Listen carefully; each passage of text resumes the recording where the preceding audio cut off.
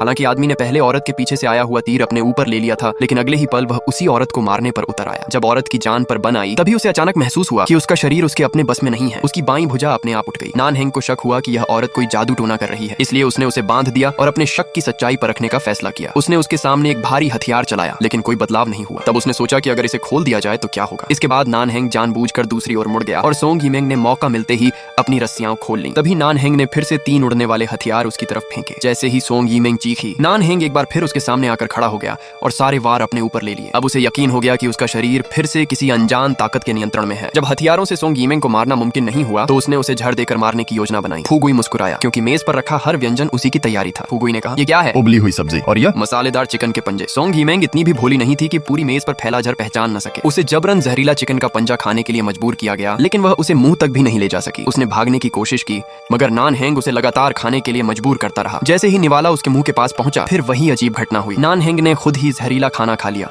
और कुछ ही देर में जहर का असर उसके चेहरे पर साफ दिखाई देने लगा। सोंग यीमेंग को खत्म करने के लिए नानहेंग ने खुद को लोहे की जंजीरों से बंधवा लिया, ताकि अगर उसके शरीर पर फिर किसी अनजान ताकत का असर हो तो भी वह उसकी मदद न कर सके। उधर फुगुई ने सोंग यीमेंग को तालाब में धक्का दे दिया। जैसे ही वह डूबने लगी, नानहेंग का शरीर फिर उसके काबू से बाहर हो गया। उसने जंजीरें तोड़ दी, कमरे से बाहर निकला और सीधे पानी में छलांग लगा दी। उसने सोंग यीमेंग को बचाने के लिए उसे सांस देने की कोशिश की और इस दौरान खुद भी बुरी तरह घायल हो गया।